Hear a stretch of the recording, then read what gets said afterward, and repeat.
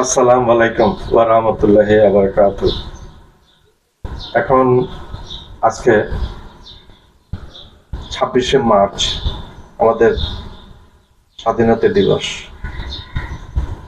এখন সময় সকাল 5টা 53 মিনিট। নামাজ আরো আগে শেষ হয়ে গেছে। নামাজটা করে আমি একটু দাঁড়ালাম দুইটা কথা বলার জন্য। আজকে ডক্টর মোহাম্মদ ইউনূস সাহেব আমাদের স্বাধীনতা দিবস পালন করে চীনের যে চার্টার্ড বিমান পাঠানোর কথা ছিল, সে চার্টার্ড বিমানে চীন যাওয়ার কথা। তো যেই দিন থেকে ভারত শুনেছে, আমাদের প্রতিবেশী ভারত, আমাদের দুশ্মন ভারত শুনেছে যে চীন ডক্টর ইউনূস সাহেবকে আমন্ত্রণ করে চার্টার বিমানে নিয়ে যেতে চাচ্ছে, সেদিন থেকে এই ভারতের মুখে হাসি নাই, নরেন্দ্র মোদীর চোখে ঘুম নাই, অজিত দোভালের রাত্রে ভালোভাবে শুতে পারে না, অজিত দোভালরা। তো যেটা বলছি আমি সেটা হচ্ছে,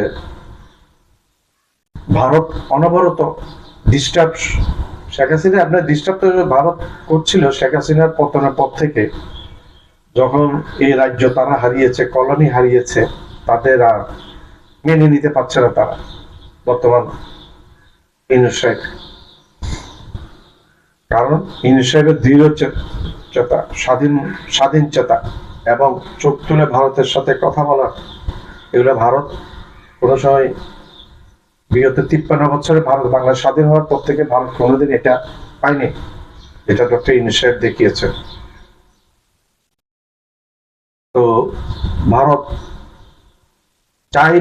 চাচ্ছে কোন রকম ডক্টর ইউনূস সাহেব যেন চীনে পৌঁছতে না পারে। এই জন্য এত বিশৃঙ্খলা এখানে। সেনাপ্রধানকে দিয়ে করে দিয়েছে, সেনাপ্রধানের বিবৃতি, সেনাপ্রধান সাজ্জিদ আলম এবং সমন্বয়ক হাসান আব্দুল্লাহদের ডেকে নিয়ে গিয়ে আওয়ামী লীগকে পুনর্বাসনের প্রস্তাব দেওয়া, এগুলি হচ্ছে ভারতের প্ল্যানিং। ভারতের প্ল্যানিং এই সেনাপ্রধান করেছে। সেনাপ্রধান তো এখতিয়ার নাই, অ্যাকর্ডিং টু আর্মি রুলস। কোন পলিটিশিয়ান, সাজ্জিদ আলমরা কিন্তু এখন পলিটিশিয়ান, তারা রাজনীতিবিদ, রাজনৈতিক দলের তারা দায়িত্ব বহন করছে। তো কোন রাজনীতিবিদের সাথে সেনাপ্রধান এইভাবে ডেকে কথা বলতে পারে না। সেনাপ্রধান কথা বলতে হলে পারমিশন নিতে হবে প্রতিরক্ষা মন্ত্রী থেকে। বর্তমান প্রতিরক্ষা মন্ত্রী থেকে আমাদের শ্রদ্ধেয় ডক্টর মোহাম্মদ ইউনূস। 85 বছর বয়স্ক ভাই, একটা মানুষ যার বয়স 85 বছর বয়স, সেই মানুষটা সাবলীল ভাষায় বক্তৃতা দেয়। অভিভূত হয়ে যেতে হয়, তার স্মৃতিশক্তি, তার স্মার্টনেস, সবকিছু দেখে। আমি বলি আপনারা উনার সমকক্ষ একটা নেতা বর্তমানে বাংলাদেশে দেখিয়ে দেন, ইন্ডিয়াতে দেখান, পাকিস্তানে দেখান, নেপালে দেখান, শ্রীলঙ্কা দেখান, ভুটানে দেখান, মালদ্বীপে দেখান, পারবেন না। আফগানিস্তানে দেখান, পারবেন না। সর্বজন শ্রদ্ধেয় এবং বিশ্ব, ওনাকে আমি বিশ্ব নেতা বলি এই কারণে যে বিশ্বের এত বেশি পরিচিতি ওনার একটা ফোনে অনেক কাজ হয়, অনেক কিছু হয়। জাতিসংঘের মতো মহাসচিব 4 দিন, অ্যান্টনি গুতেরেস 4 দিন ওনার আহ্বানে এসে বাংলাদেশে অবস্থান করেছেন।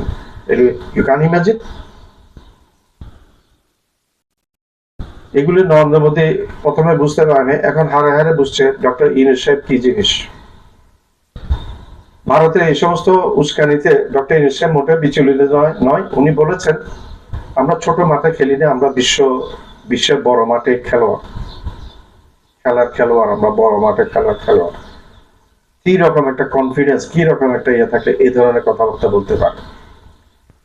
তুলসী গাওয়ারকে ভাড়া করে ভারত নিয়ে এসেছিল আমেরিকার গোয়েন্দা প্রধান বাংলাদেশের বিরুদ্ধে কথা বলার জন্য। তারা সাকসেসফুল হয়েছে, বাংলাদেশের বিরুদ্ধে কথা বলেছে তুলসী গাওয়ার। কথা বলে তুলসী গাওয়ার নিজের কেরিয়ার নিজে ধ্বংস করেছে, নিজের ব্যক্তিত্ব নিয়ে। আমরা জানতাম তুলসী গাওয়ার ভারতে আসলে কি করবে। সে তো হিন্দু, তার মা হিন্দু, সে হিন্দুত্ববাদী মন মানসিকতা বহন করে। হিন্দু হয়েছে এটা কোনো অপরাধ না, কিন্তু তাদের ভিতর একটা মুসলিম, এই তুলসী গাওয়ারদের ভিতর নরেন্দ্র মোদী যেরকম মুসলিম বিদ্বেষী জিনিস কাজ করে, সেই জিনিসটা তুলসী কাবাটের ভিতরে কাজ করে, তাকে দিয়ে করিয়েছে। এখন মানুষের জিজ্ঞাসা করছে কত টাকার বিনিময়ে তুলসী কাবাটে এই ধরনের স্টেটমেন্ট দিয়েছে। তুলসী কাবাট স্টেটমেন্ট দিয়েছে আজকে, আগামীকালকে আমেরিকার পররাষ্ট্র বিভাগ থেকে স্টেটমেন্ট দিয়েছে যে ডক্টর ইউনূস সাহেব ক্ষমতায় আসার পর সংখ্যালঘুদের ব্যাপারে যেভাবে নিরাপত্তার দায়িত্ব নিয়েছেন, অনেক খুশি মার্কিন পররাষ্ট্র দপ্তর, মার্কিন সরকার, আমেরিকার সরকার অনেক বেশি খুশি এবং আশা করছেন উত্তর এই ধরনের নিরাপত্তা বজায় রাখবে সরকার।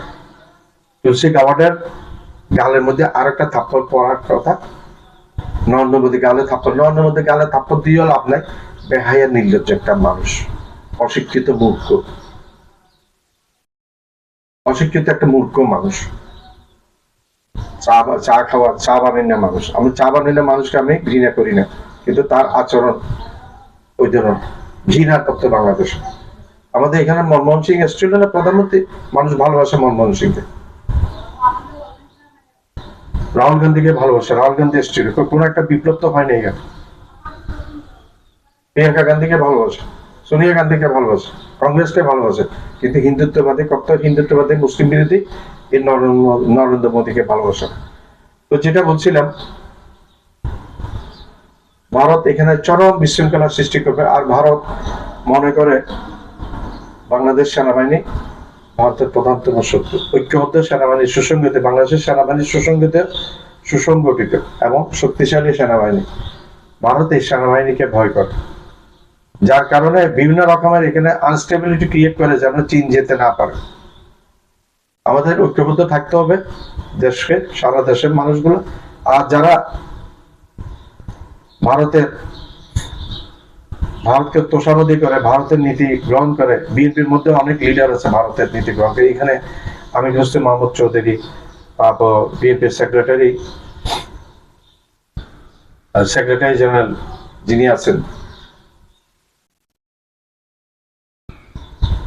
উনি, তারপর দুদু, এরপরে অ্যাডভোকেট আছে একজন, নামও মনে আসে না। এদের প্রত্যেক নির্যাতিত বিগত হাসিনা 16 বছরের আমলে। এরা ভুলে গেছে খালেদা, তাদের নেত্রী খালেদাকে জেলে পুরে স্লো পয়জন দিয়ে মৃত্যু মুখে ঠেলে দিয়েছে। তারা ভুলে গেছে, কত বড় অকৃতজ্ঞ। বিএনপির vice president, air vice marshal অবসরপ্রাপ্ত আলতাফ হোসেন চৌধুরী বেসামরিক বিমান চলাচল মন্ত্রী ছিলেন। উনি নিজে বলেছেন গত 1 মাস আগে একটা অনুষ্ঠানে যে বিএনপির মধ্যে রয়্যাল এজেন্ট আছে, উচ্চ নেতাদের, উচ্চ শ্রেণীর নেতাদের মধ্যে অনেক রয়্যাল এজেন্ট আছে, অনেকে রয়্যাল মানুষ। এদের মধ্যে আমির খুসরোর নাম বলেছে, মির্জা ফখরুল ইসলাম আলমগীর মহাসচিব, ওনার নাম বলেছে, নাম ধরে বলে না, কিন্তু ওনারা নাকি উচ্চ লেভেলের মধ্যে রয়্যাল এজেন্ট। রুবিন ফারহানা, ওনাকেও সন্দেহ করা হয়। তারপর শামা ওবায়েদ, এগুলা আওয়ামী লীগের সাথে লিঙ্ক রাখে, আওয়ামী লীগের এবং রয়ের সাথে লিঙ্ক থাকে। বিগত 16 বছরে বিএনপি শেখ হাসিনার একটা পশম ছিঁড়তে পারে না। আন্দোলন করছে, কি আন্দোলন করছে, কোনো কিছু করতে পারে না। এই ছাত্র জনতা নেতৃত্ব দিয়ে এই দেশকে স্বাধীন করেছে। এখন তারা ইলেকশন কি জন্য?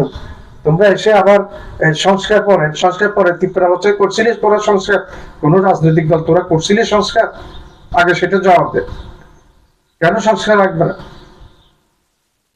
মিডিয়া হত্যাকাণ্ড কারণে সংস্কার হতে হবে, বিচার হতে হবে। হেফাজতে হত্যাকাণ্ডের কারণে সংস্কার হতে হবে, হেফাজতে হত্যাকাণ্ডের বিচার হতে হবে, মিডিয়া হত্যাকাণ্ডের বিচার হতে হবে। 2024 সালে ছাত্র জনতা আন্দোলনে শিশুরা পর্যন্ত রেহাই পায়নি, 1,500 মানুষের হত্যাকাণ্ডের বিচার হতে হবে শেখ হাসিনা। এগুলো বিচার হয়ে তারপর নির্বাচন হবে। বিএনপি তোর হ্যারাম, তোদের যদি হ্যারাম থাকে তোরা করে দেখা ইলেকশন, হ্যারাম থাকলে করে দেখা। বাংলার মানুষ এখন আগে বিচার চাচ্ছে, আগে সংস্কার চাচ্ছে, বিচার চাচ্ছে। আমরা নতুন বোতলে পুরানা মদ আর খাবো না। 53 বছর অনেক খাইয়েছে তোরা রাজনীতিবিদরা। পুরানা মদ নতুন ভাবে ঢুকে আর খাওয়ার চেষ্টা করলে আমাদের খাওয়াতে পারবে না। এটা জেনজির যুগ, এটা ছাত্র জনতার যুগ, ইয়াং জেনারেশন এখন দেশ চালাবে, সেটার নমুনা তোরা পাচ্ছস। দেখছস না 32 সময় ভেঙে দিয়েছে, হ্যাঁ বাড়াবাড়ি করলে আওয়ামী লীগের নেতাদের বাড়িঘর সব ভেঙে দিয়েছে, জ্বালিয়েছে। বাড়াবাড়ি করলে সেটা প্রধান এক তোদের বাড়িঘরের উপরে আসবে, তোদের উপরে আসবে। আমার চ্যানেলটা লাইক করবেন, সাবস্ক্রাইব করবেন, শেয়ার করবেন, বেল আইকনটা প্রেস করবেন। সাবস্ক্রাইব করতে ভুলবেন না। সাবস্ক্রাইব করলে আমি একটু সাহস পাবো এবং উত্তর নতুন নতুন ভিডিও আপনাদের কাছে উপস্থাপন করতে পারবো।